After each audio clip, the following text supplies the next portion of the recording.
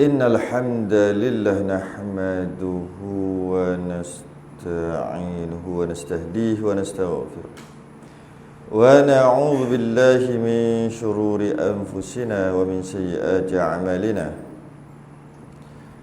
من يهده الله فلا مضل له ومن يضلل فلا هادي له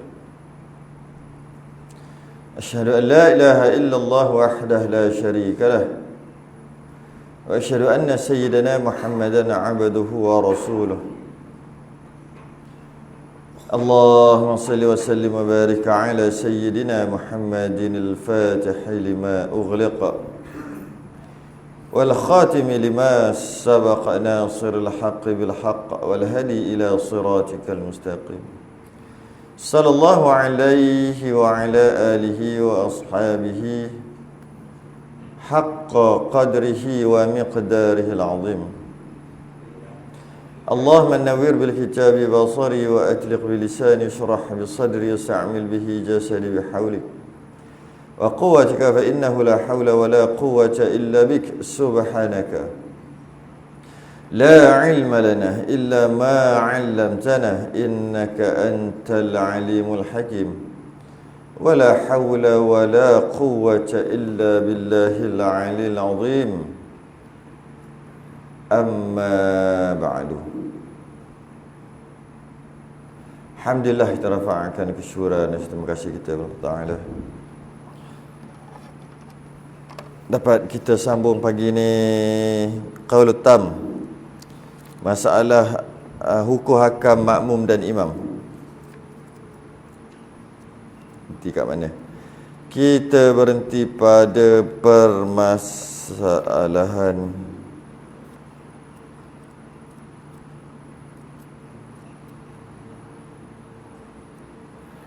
muka surat 90, masalah 140.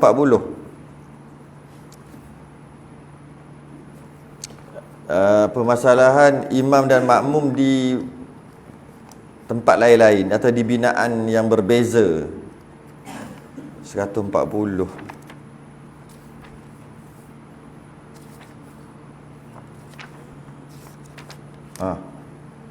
Masalah ke 140. Masalah ke 140.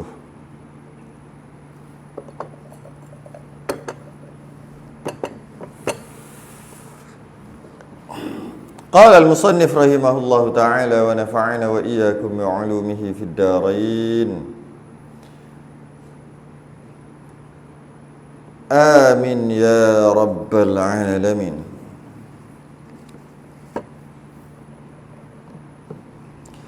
Masalah yang ke-140,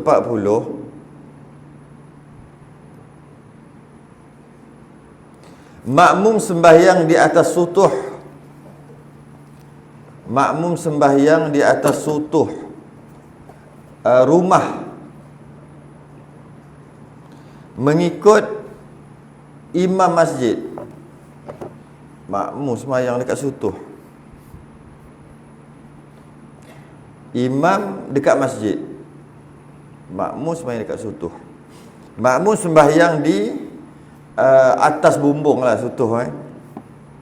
Rumah ikut imam dekat masjid. Qala al-musannif rahimahullah ta'ala, jika sembahyang di atas sutuh, jika sembahyang di atas sutuh,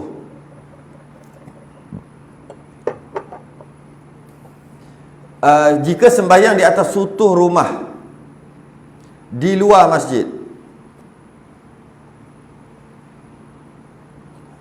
maka ikutannya tidak sah. Imam dalam masjid, makmum luar masjid. Bukan luar masjid aja, luar masjid atas bumbung, atas sutuh, tak sah. Kerana berlainan binaan, kerana berlainan bangunan, dan kerana dua tempat yang berbeza lah, dan kerana tidak bertentangan makmum dengan imamnya. Maksud tak bertentangan tu maksudnya makmum tak boleh nak pergi kepada imam. Kita dah bahas sebelum ni. Jika makmum duduk di luar masjid, imam dalam masjid, Dan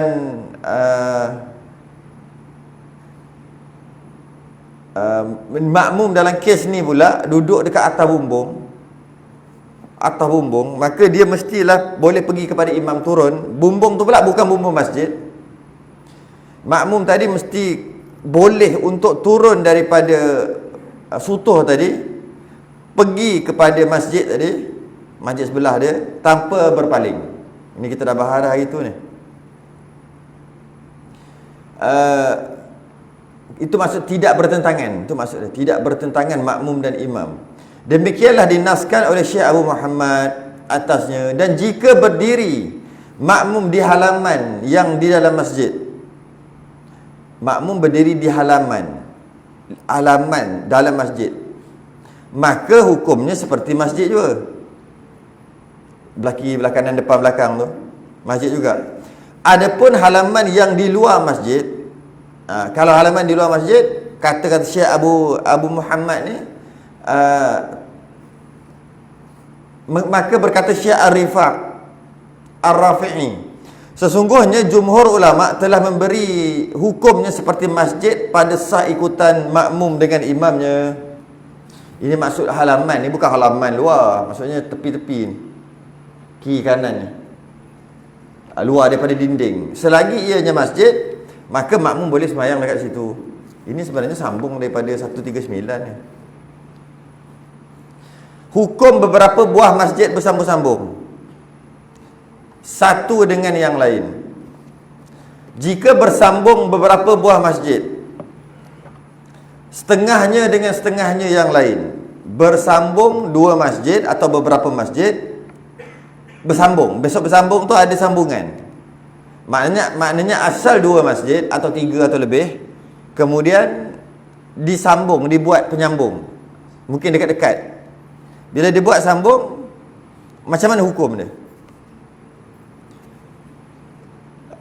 Syaratnya tidak ada di antara masjid itu binaan. Syaratnya dekat masjid itu tak boleh ada binaan. Binaan yang dimiliki oleh orang lain. Maka semua masjid-masjid itu dikirakan sebagai sebuah masjid sahaja pada hukumnya. Kalau ada dua masjid dekat-dekat, mungkin kat Malaysia tak jadilah. Kalau kat luar Malaysia mungkin jadi. Ada satu masjid, sebelah dia masjid juga. Dia dikira dua masjid yang berbeza. Tiba-tiba dia buat macam sambungan sikit. Buat sambungan untuk orang berjalan di antara masjid pertama dengan masjid kedua. Automatik dua-dua tu seolah-olah satu masjid. Pada hukumnya, hukum macam mana? Sahlah ikutan makmum. Makmum sah kalau ikut imam yang berada di salah sebuah masjid itu dengan imam yang ada di masjid lain yang bersambung dengannya. Ada dua masjid, imam sembahyang masjid sana, makmum sembahyang masjid sini. Sah dengan syarat ada sambungan. Ada sambungan dan tak ada dinding ke yang milik orang lain. Memang bersambung. Sini pun tak berlaku juga kat Malaysia. Pelik juga. Sebab kalau kita baca awal-awal lagi tu, dia kata dalam kitab Qaulul Tam ni, dia ambil daripada kitab Qaulul Tam, ada 500 masalah. Tapi yang menterjemahkan kita ni, dia cuma ambil 200 lebih. Dia kata 200 lebih tu tak berlaku pun dekat Malaysia. Jadi dia tak payah nak terjemah lah, kata.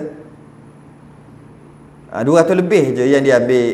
Tapi kalau kita tengok masalah ke 140, 141 ni tak berlaku kat Malaysia juga ni. Macam mana boleh berlaku kat Malaysia? Masjid dekat-dekat tak berlaku kat Malaysia. Jadi tak ada masalah, janji bersambung. Jadi maknanya kalau imam masjid sana, makmum duduk masjid sini, tak ada masalah. Tak pernah jumpa lagi setakat ni.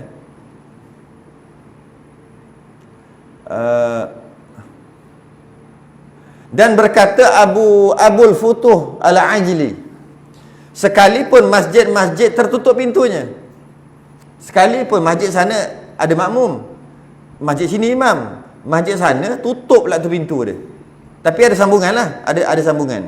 tutup pintu. Makmum sembahyang kat sana, makmum sembahyang kat sana, imam sembahyang kat sini, sah. Dengan syarat lah, syarat dia kena tahu lah pergerakan imam. Kalau dia tak tahu imam bergerak apa, macam mana nak ikut? Dan berkata Imam Nawawi dalam Kitabul Rawdah, bagi masjid-masjid yang bersambung-sambung itu diberi hukum sebuah masjid juga mengikut pendapat yang mu'tamad. Dan telah mendakwa Syekh Al-Mutawalli, jika adalah di antara dua masjid itu dinding yang bukan daripada dinding masjid. Macam mana kalau ada, tadi dia kata bersambung dua, asalnya satu masjid dua masjid yang berbeza, kemudian dia sambung walaupun sikit, tempat berjalan tu kan, tempat untuk pergi tu, sambung. Bila dia sambung, dua tu dikira satu. Macam mana kalau ada yang lain, ada dinding orang lain, seperti dia bagi contoh, di antara dua masjid itu dipisahkan dengan jalan raya, tu orang lain punya jalan raya, maka mengikut zahir mazhab Syafi'i tidaklah harus, tak boleh dirikan jemaah, melainkan jika sah jemaah itu bersambung-sambung. Yang tadi jemaah tak bersambung, imam duduk sini, makmum duduk masjid satu lagi, sah. Jika bersambung. Tapi kalau kat tengah-tengah tu ada jalan tu bukan masjid punya lah, tak bersambung lah maknanya. Ataupun lalu kot rumah orang ke apa ke, lalu kot padang ke, nak pergi ke masjid satu lagi, maka imam masjid ni sembahyang, makmum kat sana tak boleh ikut, walaupun dia tahu pergerakan imam, tak boleh, sebab dihalangi ataupun ada bukan masjid kat tengah-tengah dia masa nak pergi ke sana.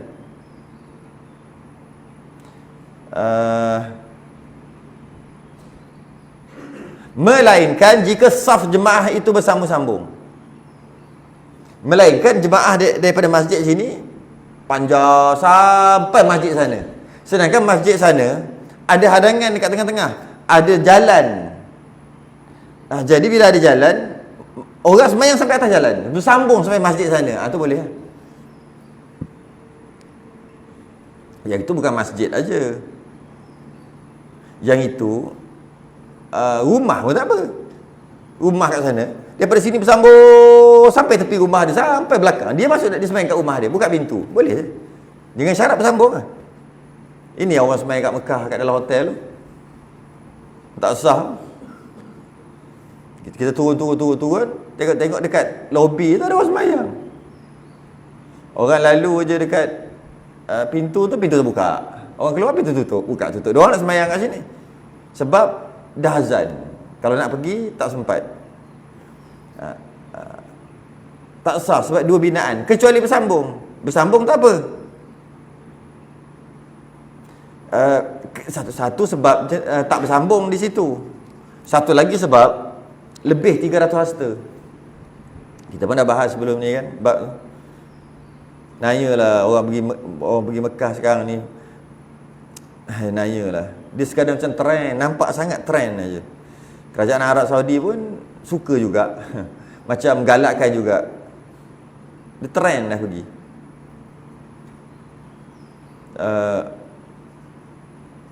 Siap dia bagi permit pelancong lagi, ada sekarang permit pelancong dia bagi kan? Bukan permit umrah, boleh pergi jauh lagi. Last sekali yang pergi tu, asal pergi macam bercuti, sembahyang nak buat ibadah, sepatutnya dapat pahala berganda-ganda, sembahyang tak sah. Baik sembahyang kat Malaysia sah, dia sembahyang dalam hotel. Itu tak kira dia sembahyang dekat surau lah kita kata, atau masjid lah, yang dekat atas tu yang boleh nampak Masjidil Haram tu, itu memang viral tu, ramai orang sembahyang kat situ. Kena naik 3 tingkat di Clock Tower punya surau, naik, duduk dalam tu, nampak Kaabah boleh.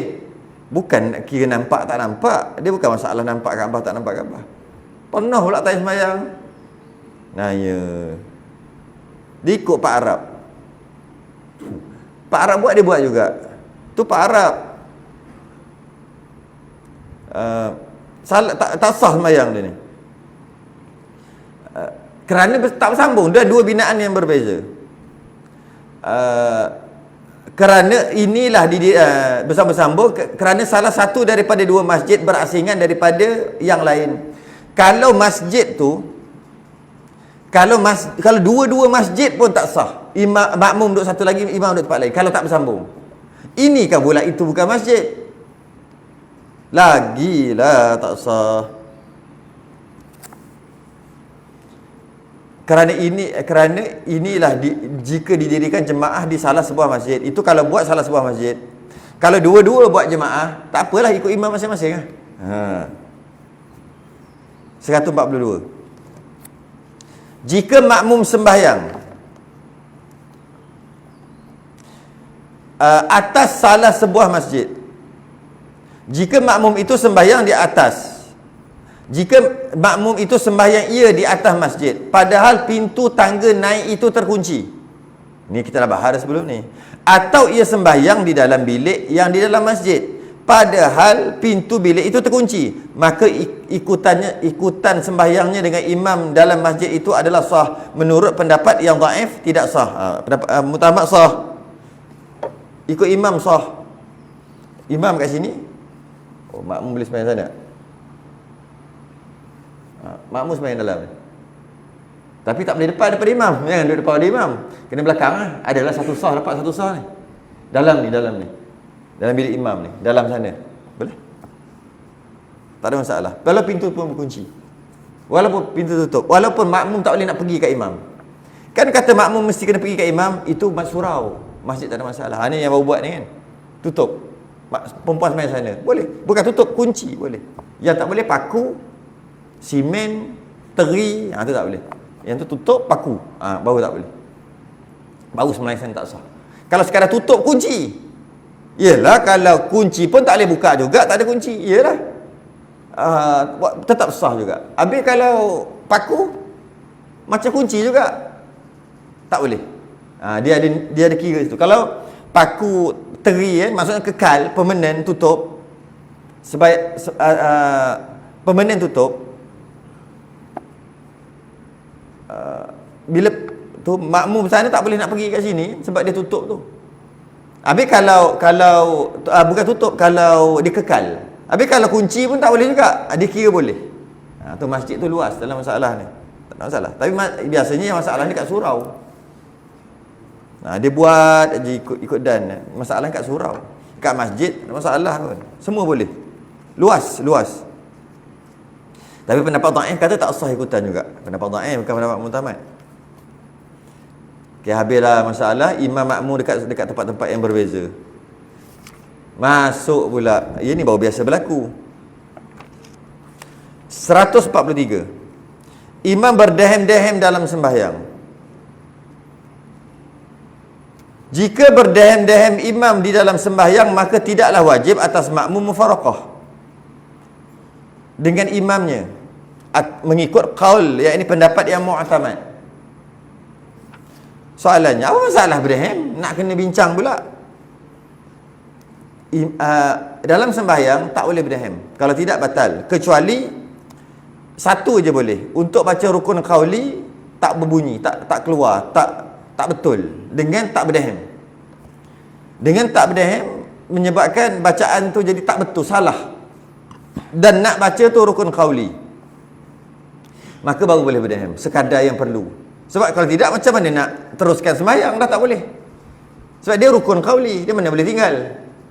Rukun qauli, kalau yang besarnya Fatihah dengan tahiyat akhir. Itu yang besar lah. Jadi kalau lah baca Fatihah, tak apa. Tak apa tu maksud kerana nak buat rukun qauli dah bunyi tak betul, bunyi pelik dah ni. Okey.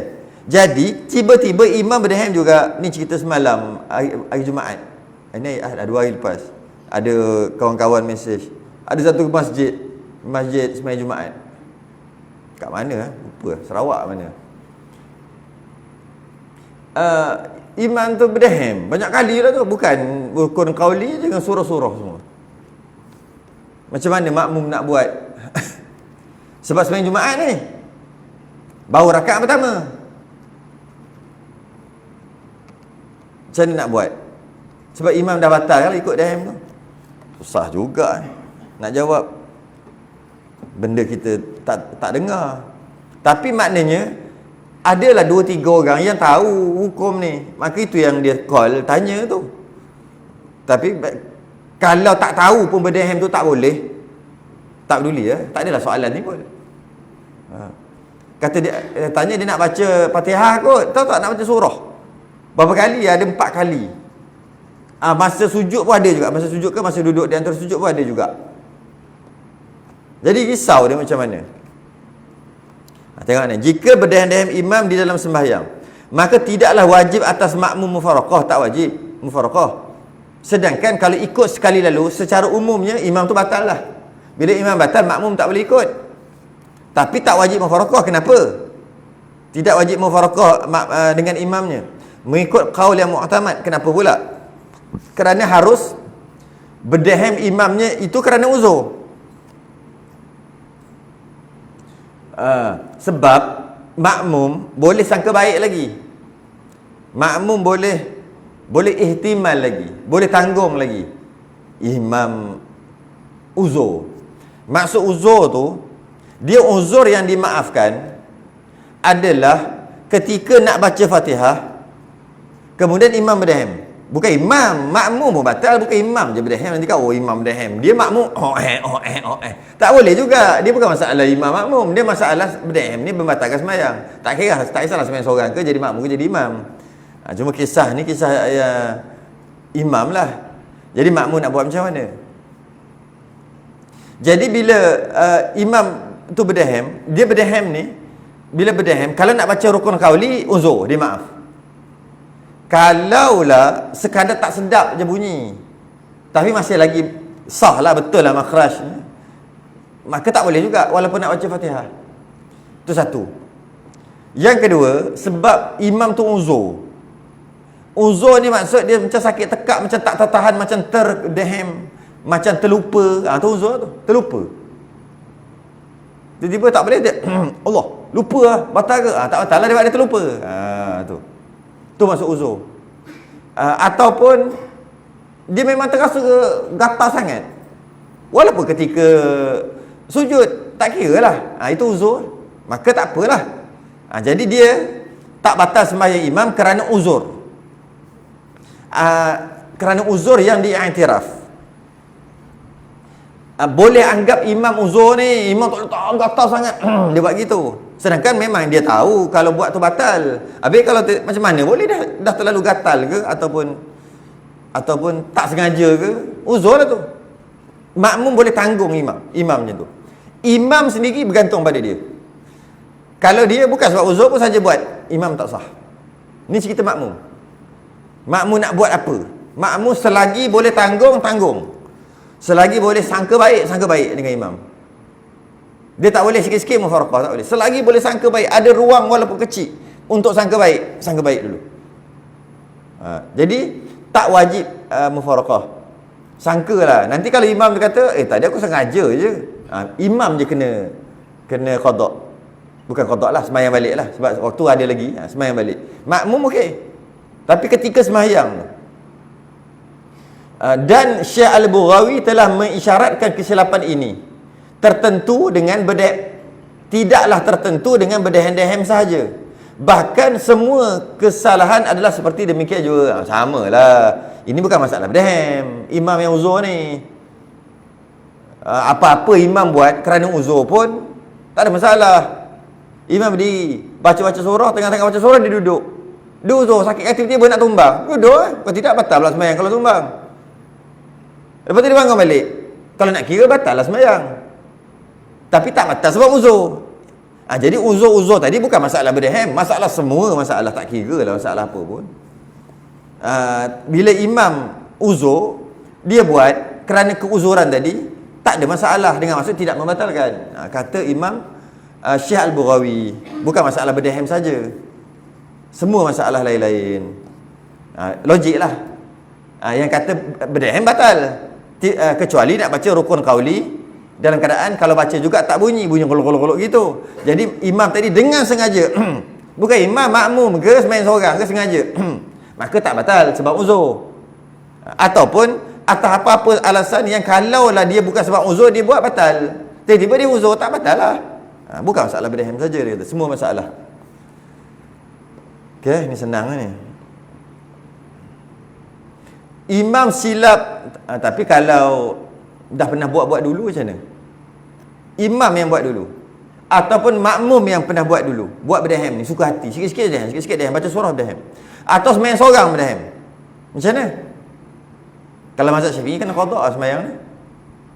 Kalau banyak sangat, mazhab Hanafi tak batal berdehem. Mazhab Syafi'i je batal, mazhab lain tak batal. Sebab dia kata ia tak boleh bercakap. Mazhab Syafi'i kata berdehem tu bercakap lah. Berdehem bukan bercakap. Berdehem, batuk, itu bukan bercakap. Bercakap dia keluar huruf tu. Imam Syafi'i kata tidak. Walaupun keluar huruf, walaupun tak keluar huruf, tapi dan tidak memberi makna apa-apa, tetap batal juga. Apa sahaja yang keluar bunyi dekat mulut, itu kira bercakap lah tu. Sama ada faham ataupun tak faham. Itu mazhab Syafi'i. Mazhab lain tak, itu bukan bercakap. Yang batal bercakap. Berdehem bukan bercakap. Itu mazhab lain lah. Ni mazhab Syafi'i. Yang ni jadi kat Mekah banyak kali subuh. Imam baca surah. Kalau baca Fatihah tu kita okey lah. Dia Imam dekat Imam Masjid Haram dengan Imam Masjid Nabawi memang selalu berdehem. Subuh lah, biasa subuh. Yang lain tak dengar pula. Macam mana kita? Imam tak batal ya. Kita kata imam mazhab lain, mazhab Hanbali, ikut aja lah, tak ada masalah. Imam mazhab lain. 144. Imam silap dalam bacaan Fatihah. Jika imam melakukan kesilapan membaca Fatihah, ini baca tak betul lah, hingga boleh mengubah maknanya, dipanggil lahan jali. Kesalahan besar yang mengubah makna. Dia ada lahan satu lagi, lahan khafi, kesalahan kecil yang salah tapi tidak mengubah makna, tidak mengubah huruf, makhraj huruf, maka dipanggil lahan khafi, tak batal. Sebab kesalahan kecil. Kadang-kadang ketepatan makhraj di antara makhraj yang dekat-dekat tu, kadang-kadang dia lari-lari sikit. Dad dengan ta, ha pedah dengan ha simpul. Dia kadang-kadang dia dekat-dekat makhraj dia. Alif ataupun hamzah dengan ain, dia tak jauh. Jadi bila kadang-kadang dia tak berapa nak, dia duduk tengah-tengah kan, border. Nak kata macam tak cukup je, macam bunyi pelik je, bunyi alhamdulillahirabbil alamin, nak kata alamin, tak apa nak bunyi sangatlah. Ada imam macam gitu kat Kuantan ni satu, buat atas border je, risau je. Kalau semai situ risau. Itu rasa nak masbuk. Kalau pergi maghrib rakaat ketiga tak dengar rakaat pertama rakaat kedua, sebab dia alif dengan ain tu dekat-dekat. Tekanlah sikit, tengok ain dia baca surah, okey pula, sampailah. Tapi masa Fatihah tak sampai, bukan tak sampai, tapi duduk border. Aduh, tih lah kadang-kadang. Tekanlah sikit. Kalau lain lah semua dia duduk atas border je. Alif dengan ain tu, a dengan a tu duduk atas border. Semua baca surah pun duduk atas border. Lainlah kita tahu dia tak boleh nak pergi. Surah boleh pula pergi. Bila Fatihah je kadang-kadang bunyi alamin, alhamdulillahirabbil alamin. Kadang-kadang bunyi alamin. Tengah-tengah lah, senang. Nak buat payah kita. Aduh, letih lah. Kalau lagi nak semayang pergi situ je letih terus. Bukan, pergi situ okey, imam ada 3 orang, imam yang tu je lah. Imam ada 3, imam yang tu je. Ada lah imam ni. Kita jadi macam berbulu, bukan berbulu macam mana cakap tu. Alah, hai. Geram. Geram. Sebab ada je imam yang bacaan dia memang tak masalah lah, tapi dia baca surah pun masalah juga. Kita faham lah dia memang mulut dia tak berapa nak, boleh ni, lidah dia tak berapa nak ni. Ini okey je yang lain. Kenapa? Fatihah pun khusus dekat alamin tu. Khusus dekat alamin tu. Kadang-kadang. Maka wajiblah atas makmum mufaraqah dengan imamnya. Yang boleh mengubah makna walabolin, alamin, Alhamdulillah, alhamdulillah, alhamdulillah, ha terus. Alamin, wala ta, wala balin, wala talin, apa yang dekat-dekat tu kan. Kena mufarakah. Makmum mesti mufarakah dengan imamnya. Seperti mana jika imam itu meninggalkan perkara yang wajib daripada rukun-rukun sembahyang. Samalah macam imam tinggal rukun sembahyang, makmum tak boleh ikut. Kalau makmum ikut, makmum batal. Jadi Fatihah tu dia bukan ikut. Fatihah tu baca. Tapi kalau biarkan tidak mufarakah, seolah-olah macam ikut juga. Rukun-rukun sembahyang. Seperti imamnya bangun berdiri, qiyam, pada rakaat yang kelima kerana lupa. Makmum tak boleh ikut. Imam berdiri rakaat yang kelima, makmum tak boleh ikut. Makmum kalau ikut, makmum batal. Macam mana dikiaskan dengan Fatihah? Fatihah bukan ikut. Fatihah dengar. Tak membiarkan imam baca tu tanpa mufarakah, kira macam ikut lah. Dia kira gitu. Kita tengok baca bawah ni.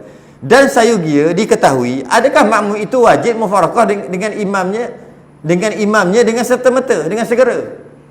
Salah je, terus segera mufarakah. Lainlah dia ulang ayat tu segera. Dia tak ulang ayat tu, dia terus baca je. Bila dia terus baca ayat seterusnya, imam terus baca ayat seterusnya, makmum tadi mesti mufarakah serta-merta. Bila kita biar je imam tu baca ayat yang seterusnya dan seterusnya dan seterusnya, seolah-olah makmum tadi ikut. Walaupun taklah nama ikut ni imam rukuk, makmum rukuk. Itu baru ikut. Imam i'tidal, makmum i'tidal. Bacaan mana dia ikut? Bukan imam baca Fatihah kita ikut. Kat belakang bukan, tapi dikira macam ikut juga. Membiarkan imam baca Fatihah macam tu, yang salah tanpa mufarakah dikira ikut. Bila kira ikut imam yang salah, makmum pun batal. Dikira macam tu. Dia bukan ikut pergerakan aja. Bacaan pun sama. Dia tak ikut imam baca. Habis duduk diam tu macam ikutlah. Gitu. Gitu dia tanya, dan saya juga diketahui, adakah ni soalan, adakah makmum itu wajib bermufarakah dengan imamnya dengan serta-merta, atau menunggu ia hingga imamnya itu rukuk, atau tunggu imam rukuk baru mufarakah?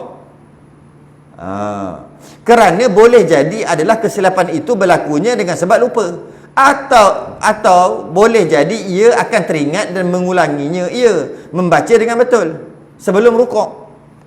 Itulah logiknya. Tunggulah imam rukuk dulu baru mufarakah. Manalah tahu imam terlupa, lepas pada tu imam ulang balik. Imam ulang balik setelah habis Fatihah, imam ulang balik Fatihah yang kedua. Mana tahu kata. Mana satu? Kalau logik kita, tunggu rukuk lah. Bagilah peluang ke imam. Tengok jawapan dia apa. Dan yang mu'tamadnya ialah yang pertama, yakni kenalah ia, wajiblah ia mufarakah dengan imamnya dengan serta-merta. Kerana mengikut imam dalam perbuatan lupa itu tidak harus, tak boleh. Ini memang rare sikit lah kan. Tak macam kita fikir lah. Kalau otak yang kita fikir, logik kita, tunggu imam rukuk lah baru mufarakah. Mana tahu lepas imam baca waladhdallin amin, imam baca bismillah alhamdulillah balik. Yang boleh tunggu masa imam baca salah je, boleh tunggu ayat seterusnya je. Imam baca ayat seterusnya, dah imam tak ulang ayat yang salah tu, maka mufarakah segera. Imam masuk ayat satu lagi, batal sembahyang. Jadi makmum tu serta-merta wajib mufarakah. Kadar masa yang dia ada untuk mufarakah dengan imam cuma satu ayat, sah je. Maliki yaumiddin, macam mana yang salah? Alhamdulillahirabbil alamin. Tu pertama, tu dah salah dah. Alhamdulillahirabbil alamin. Ain satu. Okey. Makmum tadi kena mufarakah dengan segera sebelum imam habis Ar-Rahmanir Rahim. Ketika Ar-Rahmanir Rahim tu, masa itulah makmum kena mufarakah. Kalau makmum tak mufarakah Ar-Rahmanir Rahim, Maliki yaumiddin, imam baca je, makmum batal. Kena mufarakah. Lepas mufarakah, imam baca waladhdallin amin. Lepas tu imam duduk kejap, macam teringat, macam loading balik. Baca bismillah, baca Fatihah balik lah. Bismillah, baca Fatihah balik. Makmum tadi dah mufarakah. Kena mufarakah. Pendapat mu'tamad. Kena mufarakah. Tak kira lah. Okey, itu makmum. Imam macam mana pula? Imam Adakah batal atau tidak? Imam ketika dia baca salah tu tak batal lagi. Ketika dia rukuk tanpa ulang baru batal. Jadi oleh kerana imam tadi ulang balik, katalah dia ulang balik lah. Kalau dia tak ulang dia rukuk, imam batal. Tiba-tiba imam tu ulang balik, maka imam tu sah sembahyang dia. Makmum tadi macam mana? Boleh masuk balik kalau nak. Niat makmum balik. Makmum boleh masuk balik kalau nak. Kalau tak nak teruskan sembahyang pun boleh juga. Masuk balik atau tak masuk balik terus sembahyang tak ada pahala lebih pun. Teruskan sembahyang seorang, pahala dia dah banyak tu je dapat. Masuk balik tetap banyak tu juga. Bukan masuk balik dapat pahala jemaah lebih sikit. Sebab tadi keluar kejap je masuk balik. Tak ada, sama je. Bila dah keluar masuk balik tak ada ekstra. Tak ada. Imam sembahyang, dia masbuk, dia bangun tambah rakaat, tengok ada 4-5 orang lagi tambah rakaat sebelah dia. Jadi 4 orang lagi. 4 orang tadi ke belakang jadikan dia makmum. Padahal sama-sama masbuk. Jadikan dia makmum. Undur 1 2 rapat. Jadikan dia makmum. Sedangkan semua makmum masbuk. Bila imam salam, 4 undur, jadikan dia seorang tu imam. 4 tu makmum. Boleh. Adakah pahala ekstra? Tak ada, tak dapat apa-apa. Dia tak ada masuk tengah-tengah semayang, tak ada apa-apa pahala. Dia semayang seorang kat sini. Ada orang semayang, tiba-tiba datang seorang semayang kat sini. Dia kejar kat belakang, langkah pelan-pelan. Jangan lebih 3 gerakan, duduk belakang, jadi niat jadi makmum. Boleh? Ada pahala ekstra? Tak ada. Tadi semayang seorang, ni semayang jemaah. Tak ada juga. Pahala satu juga. Dia masuk sembahyang dengan makmum masuk tengah-tengah. Bukan tengah-tengah sembahyang imam, tengah-tengah sembahyang makmum. Kalau tengah-tengah sembahyang imam masih lagi dapat. Yang masbuk tu masuk tengah sembahyang imam lah. Imam rakaat kedua makmum baru masuk. Itu dapat pahala. Jemaah. Ini makmum yang masuk tu maksud berimam dengan imam tu tengah-tengah sembahyang makmum. Bukan tengah-tengah sembahyang imam. Maka tak ada pahala ekstra, tak ada apa-apa. Tak ada apa-apa. Tapi boleh. Masuk balik. Imam ulang Fatihah balik. Kalau makmum yang tunggu, semua batal lah. Walaupun selepas pada tu imam tu ulang balik, tetap batal juga. Makmum yang tak mufaraqah tadi. Ni pelik sikit lah. Berapa dah? Satu lagi. Bukan satu lagi, sambung lagi. Atau menunggu ia hingga imamnya rukuk. Jadi kerana boleh jadi kesilapan itu berlaku dengan sebab lupa, atau boleh jadi ia akan teringat dan mengulangi dan membacanya dengan betul. Dan yang utamatnya ialah yang pertama, yakni kenalah ia mufaraqah dengan imamnya dengan kadar segera, dengan serta-merta mengikut imam dalam perbuatan. Kerana mengikut imam dalam perbuatan lupa itu tidak harus, tak boleh. 145. Makmum masbuk mendapat imam pada i'tidal. Ni pun rare juga ni. Betul tu lah. Kitab Qaulul Tam ni dia ambil yang rare-rare aje. Dia tak ambil yang biasa.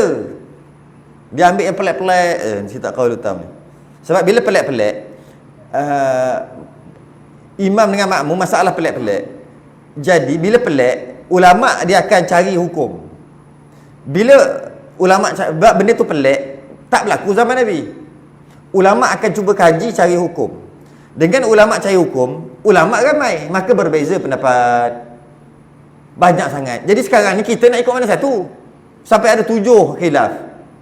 Maka keluarlah kitab Qaulul Tam. Pendapat Qaul Tam yang sempurna, yang kita nak ikut, yang muktamad. Tu tujuannya. Dia yang pelik-pelik. Makmum masbuk mendapat imam pada i'tidal. Jadi dia tak dapat rakaat lah. Dapat i'tidal mana dapat rakaat? Dia kena rukuk, dah dapat tumaninah kan.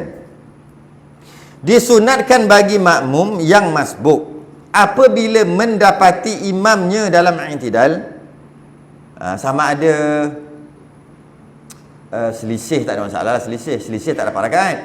Ini kira i'tidal. Dia baru Allah, imam pun sami'allahu liman hamidah, dia bar. Itu. Imam hamidah bar, dia masuk. Malah kalau dia Allahu imam pun sami'allah dah. Macam ni dah. Sami'allah. Dia Allahu Akbar, takbiratul ihram baru masuk. Padahal imam baru dalam perjalanan. Dia tak boleh turun dah. Dia turun dia batal. Imam dah gerak. Imam gerak sikit, dia Allahu imam gerak terus. Dia tak dia pun bar, dia akan tunggu je imam bangun. Itu pun istilah dia panggil dapat imam dalam i'tidal juga. Ataupun dia imam i'tidal, dia Allahu Akbar. Itu real punya lah. Imam tengah i'tidal, dia Allahu Akbar, masuk. Itu real. Ya. Maka tak dapat rakaat. Apabila mendapati imamnya dalam i'tidal, bahawa ia bertakbiratul ihram. Dia takbir lah. Senang cerita, dia memang tak sempat rukuk langsung. Kemudian bertakbir pula, yakni takbir intiqalat. Takbir sekali lagi, turun bersama imam untuk sujud.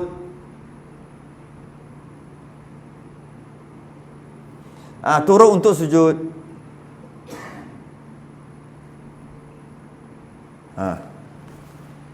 Apa masalahnya? Macam tak ada masalah pun.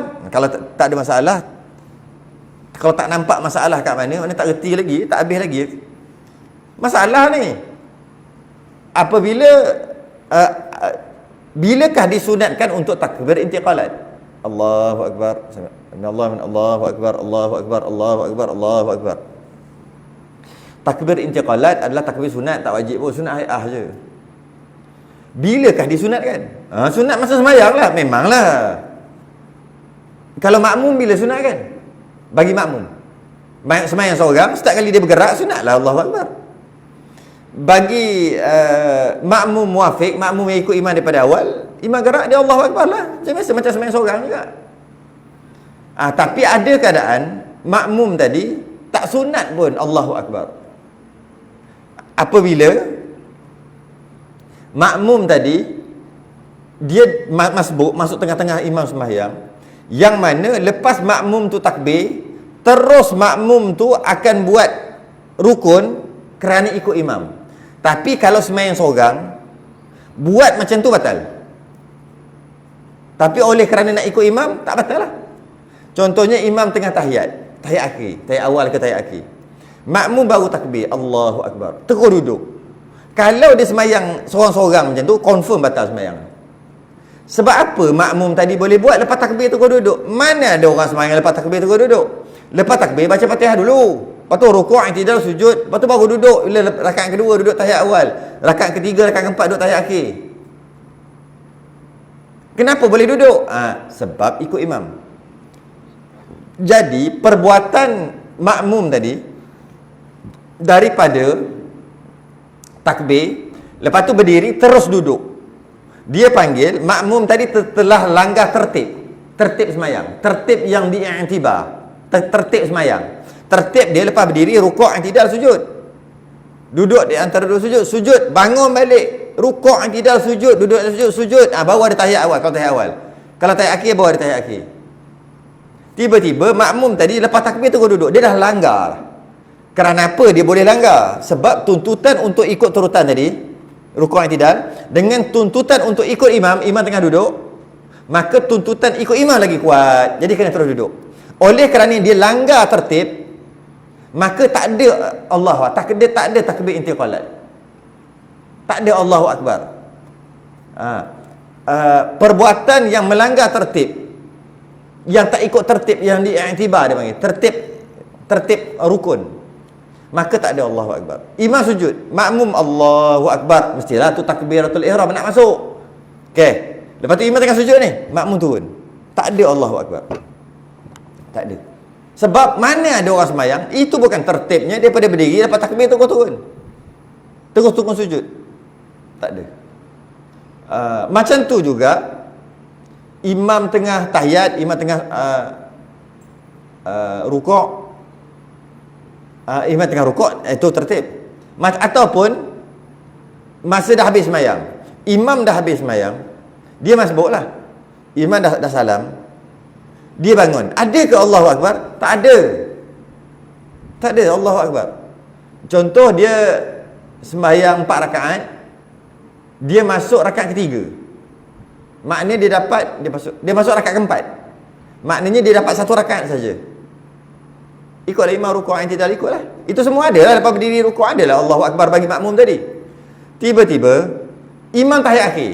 Sebab memang imam tahiyat akhir, makmum mana boleh tahiyat akhir kat situ, batal. Tapi kena ikut imam juga, tuntutan mengikut imam lagi kuat. maka makmum tadi pun tahiyat akhir, duduk tahiyat akhir. Bila imam salam, makmum kena tambah 3. Masa makmum tak bangun tu, dia daripada duduk tahiyat naik. Sedangkan duduk tahiyat naik tu, mana ada rakaat pertama? Dia panggil tertib yang tidak diiktibar. Dah langgar tertib dah. Jadi ada ke Allahu Akbar? Tak ada. Kecuali kebetulan imam tu tahiyat akhir, makmum tu tahiyat awal. Kebetulan. Makmum dapat rakaat ketiga, makmum dapat rakaat ketiga imam. Jadi bila imam tahiyat akhir, makmum tu tahiyat macam tahiyat awal. Bila imam salam, makmum tu adalah nak bangun Allahu Akbar, sebab dia memang tahiyat pun kat situ. Cuma beza tahiyat akhir dengan tahiyat awal je. Jadi masa nak bangun akan adalah Allahu Akbar. Itu dia panggil tertib yang tidak diiktibar. Dia kena ikut tertib tu, baru ada Allahu Akbar.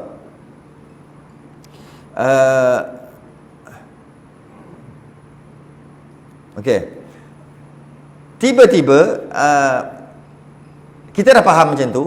Sama ada makmum nak masuk semayang pun tak ada Allahu Akbar jika tertib tu dilanggar, ataupun dah habis semayang tapi dia masbuk nak tambah, jika tertib dilanggar pun tak ada Allahu Akbar. Kita dah faham tak? Bila faham macam tu, baca yang ni baru ada masalah. Kalau yang itu pun tak faham, yang ni tak ada masalah pun baca ni. Apa masalahnya? Kita baca dah faham tak? Disunatkan bagi makmum yang masbuk apabila mendapati imamnya dalam i'tidal. Kalau dapat dalam i'tidal, imam i'tidal, makmum Allahu Akbar, masa tu imam i'tidal dah. Bila Allahu Akbar, makmum terus jatuh tangan lah. Nak buat apa lagi? Mana boleh buat apa-apa? Nak pergi mana lagi? Pergilah dekat imam. Kalau imam sujud, makmum takbir, makmum terus pergi sujud. Kalau imam tahiyat, makmum baru masuk takbir, terus pergi tahiyat. Habis imam i'tidal, makmum takbir, nak pergi mana? Pergi i'tidal lah. Dah i'tidal lah tu. Jadi dah jatuh dekat tangan je lah. Okay.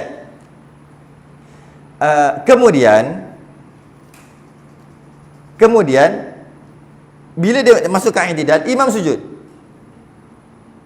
Makmum tadi sujud. Makmum tadi sujud tu ada Allahu Akbar. Ada Allahu Akbar. Sebab apa ada Allahu Akbar? Sebab dia takut salah faham.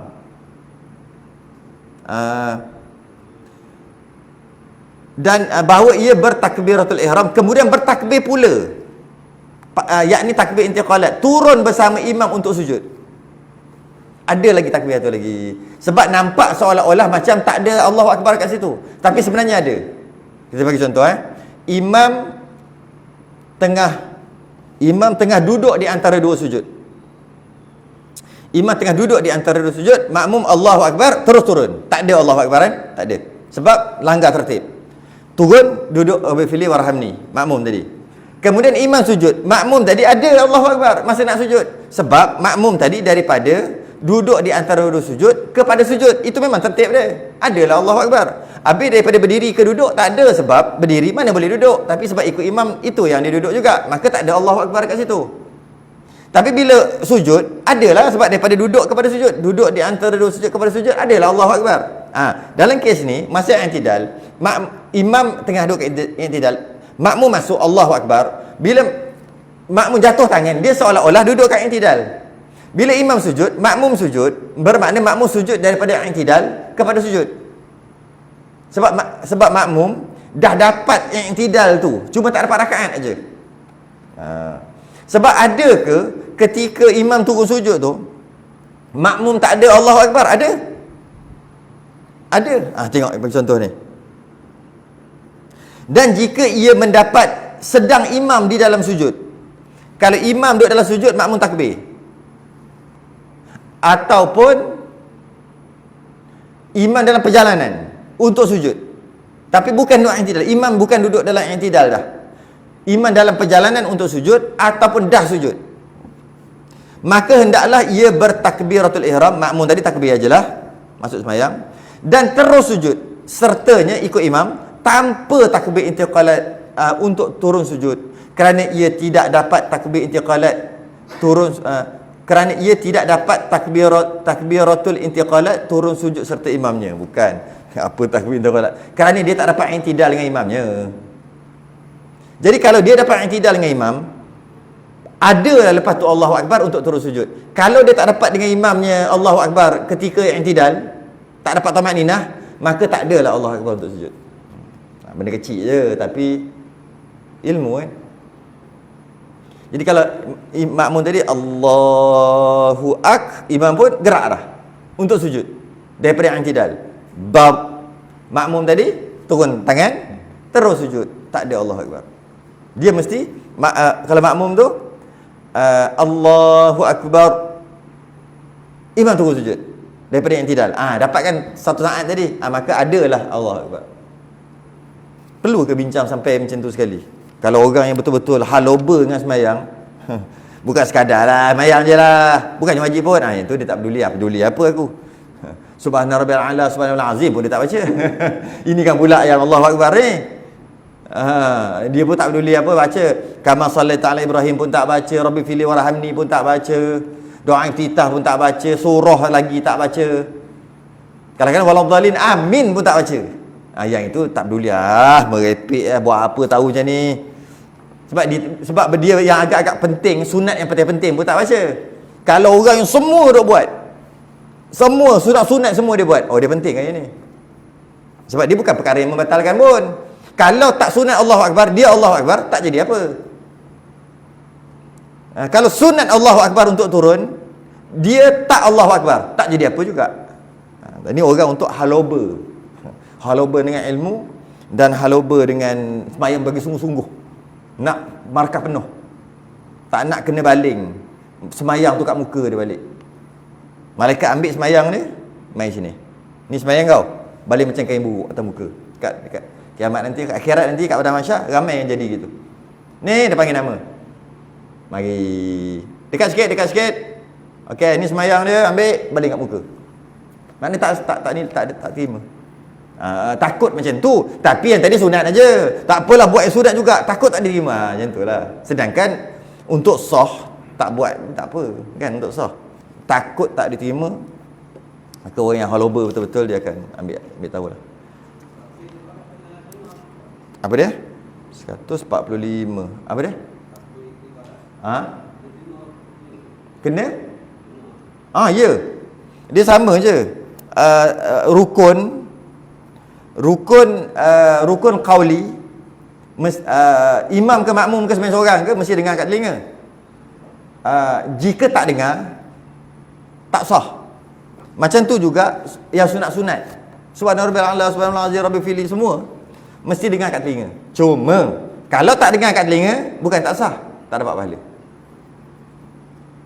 Subhan je bunyi. Subhan. Tak dengar di telinga, kadar tu tak boleh dengar di telinga, maka tak dapatlah pahala. Rabbi fili warhamni wahdini wanni. Macam tu kan? Tak dapat. Kama sallaita ala Ibrahim wa ala ali Muhammad fil alamin. Tak dapat. Tak membatalkan sebab dia sunat, tapi tak dapat. Dia mesti dengar. Allahu akbar kabira walhamdulillah katsira. Wajjahtu wajh Hanifah Muslim. Tak dapat. Dia bukan dalam semayang je, luar semayang tak dapat. Subhanallah, subhanallah, subhanallah.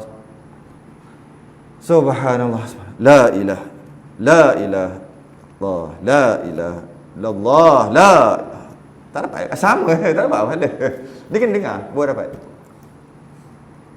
Baca Quran tak bunyi, tak dapat pahala juga.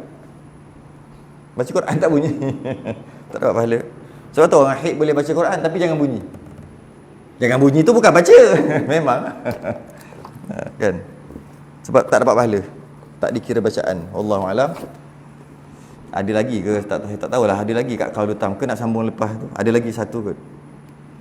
Tangguh dulu.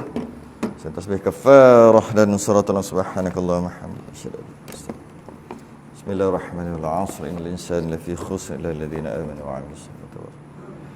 Assalamualaikum warahmatullahi wabarakatuh.